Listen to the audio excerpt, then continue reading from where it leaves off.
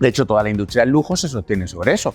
La gente compra modelos, ropas, coches, relojes, zapatos, lo que sea, no por sus cualidades, sino porque son más caros. Eso es lo que a mí me flipó la primera vez que leí este experimento, porque pensé en todas las horas que yo he perdido en la copistería de la Facultad de Psicología, que me podía haber ahorrado copiando apuntes y podía haber llegado a verme con una pila de veces. Hola, soy Ramón Nogueras y el curso Persuasión ya está disponible en la web de Engrama, así que ya podéis apuntaros. Entonces, vamos a empezar por definir, que seguro que esto es súper fácil para vosotras, qué diferencia hay entre un heurístico y un sesgo, porque se parecen, pero no es exactamente lo mismo. ¿Qué diferencia encontráis entre un heurístico o un sesgo? El sesgo es el error. Un sesgo es un error. Y el heurístico es la norma. Un heurístico es una norma. Muy bien. Un heurístico es una norma que nos sirve para vaguear. Un heurístico es una norma de decisión, una regla de decisión, de si esto, si esto, lo otro, que nos permite tomar decisiones sin fatigarnos tampoco mucho, porque evidentemente si tuviéramos que reflexionar y meditar a fondo cada decisión que tomamos, pues no acabaríamos en la puta vida. Entonces, pues muchas veces, por ejemplo, si yo os digo, vas a una boda, automáticamente hay una serie de heurísticos que dicen, yo me puedo poner esto y esto no me lo puedo poner.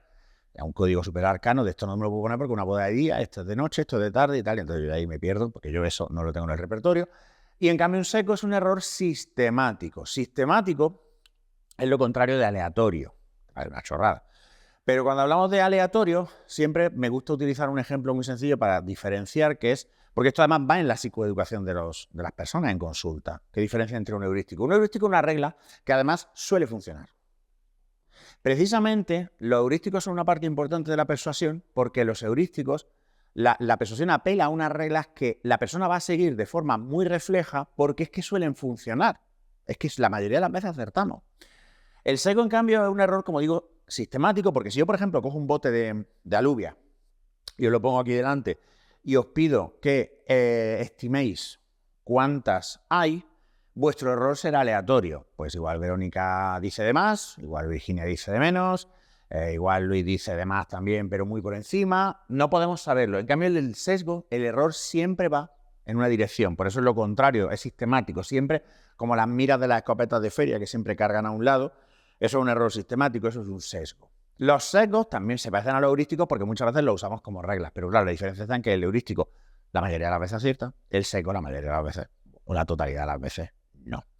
Pero la persuasión explota ambos de una forma muy eficaz para conseguir que la persona cambie su conducta hacia donde el persuasor quiere. Y por eso es importante conocer además, y dedicaremos en cada uno de los principios de persuasión, un espacio a entender cuáles son los heurísticos que están funcionando por debajo del principio. ¿Por qué el principio es tan eficaz? ¿Vale? Por ejemplo, un heurístico sencillo. Un experimento, lo tenéis ahí en todo, en la medida de lo posible voy a intentar incluir siempre la bibliografía en la misma diapo, de forma que cuando tengáis las diapos, tengáis el estudio. Donde se puede, hay un enlace al DOI, al identificador de objeto digital, para que podáis pinchar directamente y llegar al paper. Luego, si el paper es de pago o no, ya no sé, pero no diría yo que utilizarais webs como Sci-Hub, ¿vale? O plugins como el de Zotero, que se puede instalar con Sci-Hub para que directamente te cargue los papers. Yo no haría eso nunca, ni os diría tampoco, por ejemplo, que usaría el bot de Telegram de Sci-Hub para meter el DOI de un objeto y que te lo baje. El Telegram, porque eso jamás, eso no se debe hacer, no lo hagáis nunca, ¿eh? No sea que por accidente piquéis en el Telegram y metáis el bot y todo eso. Pues el experimento del Monster, este es el nombre que le he puesto yo, no se llama así. Es muy sencillo. Imaginad que cogemos dos grupos de personas, grupo A, grupo B, y les proponemos probar una bebida energética que además es nootrópica. No sé si conocéis lo que es un nootrópico.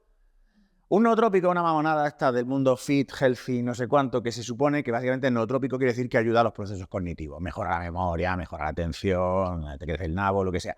Sobre todo tema cognitivo, ¿vale? Entonces le ofrecemos a la gente probar una nueva bebida que se supone que es estimulante, pues como un Monster, y además es nootrópica. Y la única diferencia está en que al grupo A se le informa de que esa bebida vale $1,89 por lata. Y al grupo B se le dice que vale $0,89 por lata. O sea, una es barata, la otra es tirando a cara. ¿De acuerdo? Y a ambos se les pide que resuelvan diferentes pruebas cognitivas durante 30 minutos. La variable que estamos estudiando aquí es quién se va a esforzar más, quién va a persistir más intentando resolver los problemas, etc. Y esa es la pregunta que yo os hago. ¿Quién creéis que se esforzará más y por qué? Coge, que si no, no, pasaros el micro porque si no... ¿Quién ha invertido más dinero? ¿Estáis de acuerdo con ella? ¿Sí? No sé. Bueno, sí sé, pero no. ¿Estás de acuerdo? ¿Sí? ¿Damos por bueno lo de la hipótesis del caro? Pues sí, es correcto. El grupo que pensaba que había gastado o que costaba más dinero la bebida tendía a esforzarse más en la resolución de los problemas. ¿Por qué? Porque están siguiendo un heurístico, lo que se llama una pauta de acción fija en etología. Los etólogos, que son como nuestros hermanos en la biología, de hecho yo considero que la psicología debería llamarse etología porque sería la ciencia del comportamiento, eso es mucho más adecuado, pero el nombre ya estaba pillado, pues hablan de las pautas de acción fija, que son comportamientos que se desencadenan de forma automática, pueden ser muy complejos en frente de ciertos estímulos. Por ejemplo, si habéis visto alguna vez un documental sobre pájaros follando, pues sabréis que las conductas de apareamiento pueden ser muy complejas y puede haber ahí unas danzas y unos rituales y unas movidas y los pájaros ahí haciendo un show y tal, a ver si la mojan. Pues eso son respuestas condicionadas, pueden ser respuestas pavlovianas o pueden ser respuestas operantes, pueden ser respuestas sencillas e incondicionadas o pueden ser operantes mucho más complejas. Pero el caso es que están condicionadas ahí. Y lo otro importante, y aquí también os voy a llamar la atención, es que siempre hay un discriminativo fundamental. Y veis que pone un ejemplo, dice las pavas y sus bebés contra las malvadas mofetas. Esto es de un etólogo llamado Fox, que tiene cojones a pillarte zorro siendo etólogo, que hizo un estudio muy curioso en los pavos americanos. Los pavos americanos, su enemigo natural son las mofetas, ¿vale? Las mofetas además que muchas veces devoran a las crías de los pavos. Entonces, los pavos son muy agresivos las pavas son muy agresivas con cualquier cosa que no sean sus chiquillos. Pero lo interesante de esto es cómo reconocen a sus chiquillos. Y Fox encontró una cosa muy curiosa. Cuando tú ponías, por ejemplo, una mofeta de peluche, una mofeta falsa, y la acercabas, la pava atacaba, la mofeta la hacía pedazos, etc. Pero cuando tú ponías una grabadora dentro y esa mofeta emitía un sonido como el que emiten los bebés pavos, la pava adoptaba la mofeta, que era falsa. Y pasaba lo mismo con los bebés. Cuando una pava no identifica a un bebé porque no emite los sonidos adecuados, la pava se carga a su propio bebé sin problema. Fijaros, un solo discriminativo es el que marca eso. Fox replicó esto muchísimo. Hay otras aves, por ejemplo, los petirrojos, cuando están en celo y compiten, atacan con mucha ferocidad puñados de plumas pelirrojas que se parezcan a los competidores, pero que tú coges y le pegas a un móvil un puñado de plumas rojas y el petirrojo se va por el móvil y lo destruye. ¿Por qué? Porque solo ese discriminativo desencadena la respuesta. ¿Qué heurístico, qué regla pensáis que en este experimento de la... Uy, perdón, me he equivocado de botón, discúlpame. En este experimento del Monster, ¿qué heurístico es el que está operando para que la gente llegue y diga me voy a esforzar más en el grupo A que en el B? ¿El de coste-respuesta? ¿A qué te refieres con el coste de respuesta?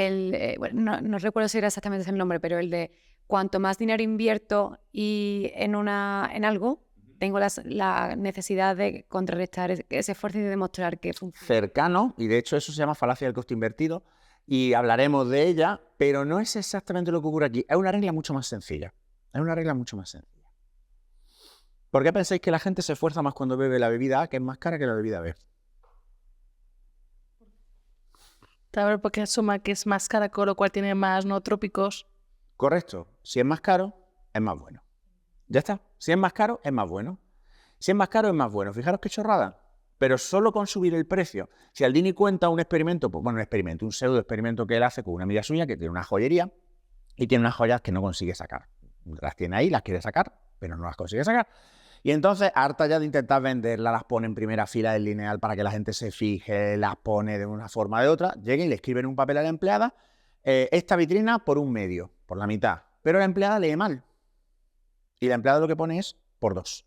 Y lo que hace es que duplica el precio. La encargada se va de vacaciones sin saber qué es esto, y cuando vuelve se encuentra con que las joyas han volado. ¿Por qué? Porque de repente esos turistas, porque es una tienda de joyería para turistas, que no estaban interesados en las joyas, cuando de repente ven que son mucho más caras, que asumen que son mejores. De hecho, toda la industria del lujo se sostiene sobre eso.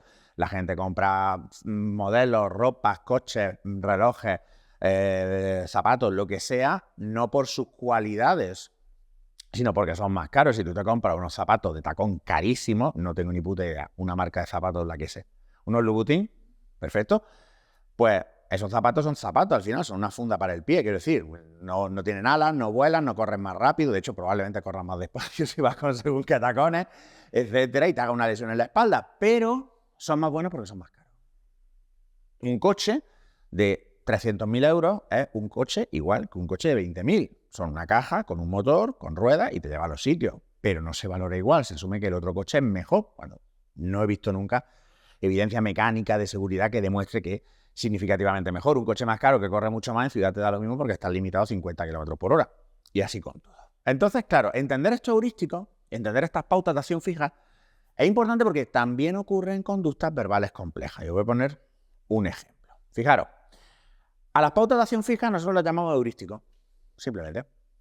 Entonces, fijaros este experimento clásico de Helen Langer, ¿vale? Que se llama, me encanta, la mindlessness. Algo mindless es algo sin pensar, ¿no? Sería la irreflexividad de una conducta aparentemente reflexiva. El rol de la información placebo en una interacción interpersonal. Esto es muy bonito. En una copistería hay una persona cuya tarea, un colaborador del experimentador, cuya tarea es colarse. Entonces puede utilizar 3 tipos de argumentos diferentes. Uno, ¿me dejas que pase por delante de ti porque es que tengo prisa? ¿Vale? A esto lo llamaremos argumento de necesidad. Tengo una urgencia. 2, ¿me dejas que pase por delante de ti? Mira, solo tengo 5 páginas. ¿Vale? A esto lo llamaríamos coste de respuesta. A eso sí. ¿Por qué? Porque dejarte pasar a mí no me supone tampoco una demora significativa. Tercero, ¿me dejas pasar porque tengo que hacer unas copias? Ahora, de estos 3 argumentos, ¿cuál pensáis que es más efectivo? ¿El A, el de la urgencia?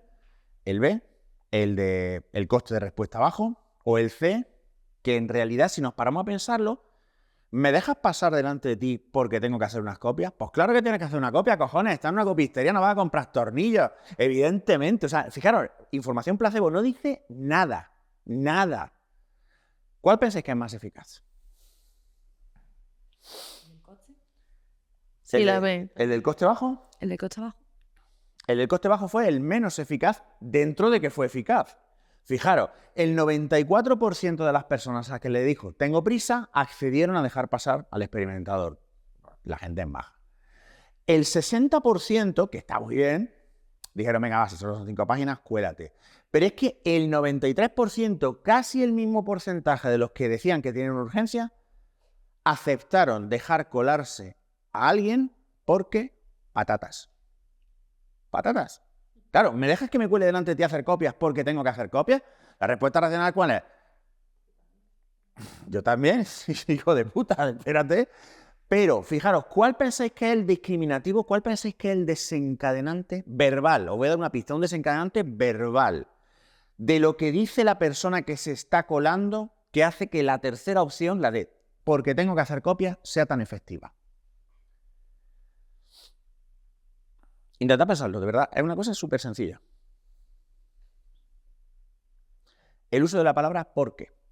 Hay un abundante número de investigaciones que muestran que cuando tú le dices a alguien es que tengo que hacer no sé qué porque, cuando escuchan el porque la gente ya desconecta. Porque si hay una razón, ya todo está bien en el mundo. De hecho, esta es una conducta que aparece desde muy temprano. Los niños, esa insistencia suya, ¿y esto por qué? ¿Por qué? ¿Por qué? Los niños aprenden desde muy pequeños porque nosotros además se lo reforzamos que cuando hay un porqué, se acabó la discusión, hay que hacerlo.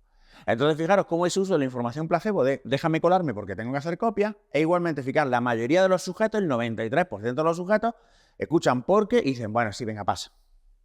Porque pasará algo. ¿Veis por dónde voy? Estos son ejemplos muy sencillos, todavía no nos hemos metido. Pero la B también, ¿no? Es decir, yo te podía decir porque solo tengo que hacer 5 copias. Claro, pero fíjate una cosa interesantísima. Cuando tú dices solo tengo 5 páginas, hay un proceso adicional. Tú me das una razón porque, lo cual a mí me inclinaría en tu favor, pero claro, cuando tú dices solo tengo 5 páginas, puede ser que el otro diga, pues yo tengo una. Yo vengo a hacerme el DNI. Puede haber otros factores. Fíjate que sabemos que el porque es muy potente porque en la C no hay absolutamente nada más que pueda explicar el comportamiento de aquiescencia, el decir que sí. Porque claro, fijaros que también decir tengo prisa es muy eficaz porque ahí entra pues la conducta de ayudar, entra el tema de claro, esta persona tiene prisa, a mí me da igual, son 5 minutos. Además, si le miras y ves que solo lleva 5 páginas, dices, pues tienes prisa, son 5 páginas, tiramillas. Claro, fijaros, pero en la tercera sabemos que es el porque no hay nada más. No hay nada más. Todo el resto es como dice Langer, placebo. Es hablar, es ruido. Podrían ser palabras aleatorias. Eso es lo que a mí me flipó la primera vez que leí este experimento, porque pensé en todas las horas que yo he perdido en la copistería de la Facultad de Psicología, que me podía haber ahorrado fotocopiando apuntes y podía haber llegado a verme con una pila de veces. Pero bueno, esto es interesantísimo de cara a daros cuenta que muchas veces discriminantes verbales.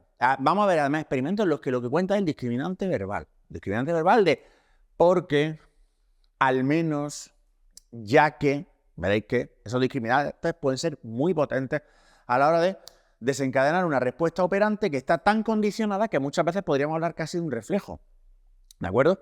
O también hablaremos de condicionamiento clásico y persuasión. También, pues lo digo por si, bueno, algunos sé que sois analistas de conducta, por ejemplo, a Verónica no tengo el gusto y tampoco sé quién va a venir mañana. Yo además voy a hacer un esfuerzo en traerme todo esto al análisis de conducta, porque yo no he encontrado, probablemente los haya, pero yo no he encontrado manuales, he encontrado algunos experimentos que los comentaremos de persuasión desde el análisis del comportamiento. No he encontrado manuales. Pero es que es una cosa que creo que nos pasa mucho a los psicólogos conductuales. Y aquí me vaya a permitir, nada, 2 minutos de rollo biográfico, que es que yo creo que una cosa buena que para mí ha tenido el haber llegado un poco más tarde en mi vida al análisis de conducta, yo vengo de la psicología cognitiva, la terapia cognitivo-conductual, y yo hace pues, unos 10 años aproximadamente me vuelvo a interesar por el análisis de conducta, es que, claro, yo tengo una perspectiva diferente de quien, no digo que necesariamente mejor, porque en fin de cuentas el que solo se forma en análisis de conducta probablemente sabe más que yo, pero sí diferente, porque me doy cuenta de que hay muchísimas lecturas y hay muchísimas cosas que estudiar en otros ámbitos de la psicología que a los analistas de conducta nos pueden venir muy bien. O sea que a veces hago la coña que a los conductistas nos faltan lecturas no conductistas, pero por ejemplo en el ámbito de la psicología social hay un mogollón de literatura súper interesante que si nos la traemos nos va a hacer mucho mejores analistas de conducta. Por ejemplo, a la hora de entrenar a nuestros pacientes en conducta asertiva, a la hora de entrenarlos en persuasión, en un montón de, sobre todo, comportamiento verbal. Entonces, el ejemplo que veíamos de la eficacia terapéutica también se traslada a los analgésicos. Este es un experimento de Ariely, que ahora ha caído en desgracia. Tiene gracia que un investigador que estaba especializándose en la deshonestidad le hayan pillado manipulando estudios, ¿vale? Pero esto es de antes de que cayera en desgracia. Bueno, es que esto es... la vida está llena de ironía. Y como podéis ver, es un estudio del año 2008 donde se le da un analgésico a las personas antes de darle unas descargas eléctricas, con su consentimiento. Quiero decir, se le explica, mira, vamos a medir una sensibilidad y vamos a medir el efecto analgésico de un fármaco, entonces te vamos a dar el analgésico, vamos a esperar un poquito que te haga efecto y cuando tenga el analgésico ya te vamos a dar una descarga eléctrica y tú nos vas a decir más o menos cómo de bien el analgésico te ha ayudado a soportarla. Además, se hace una prueba sin analgésico para que la persona pueda decir, ay, me duele, pues ahora vamos a ver si te duele, ¿vale? Y lo mismo exactamente que con el Monster. A un grupo se le dice que el analgésico vale 10 centavos y al otro se le dice que vale $1,5 por comprimido.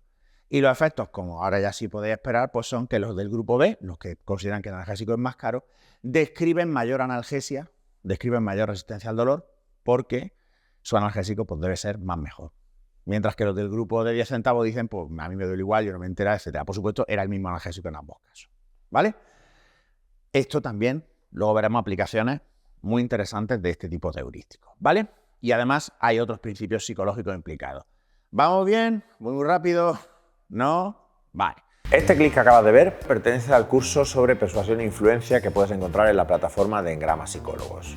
Creemos que es un curso que puede ser muy útil para cualquier persona en su día a día, puesto que la persuasión es una habilidad que usamos en todos los ámbitos de nuestra vida. Así que si el clip te ha interesado y el contenido te ha gustado, te emplazo a que visites la plataforma y le des un vistazo al curso. Muchas gracias, soy Ramón Noguera, nos vemos allí.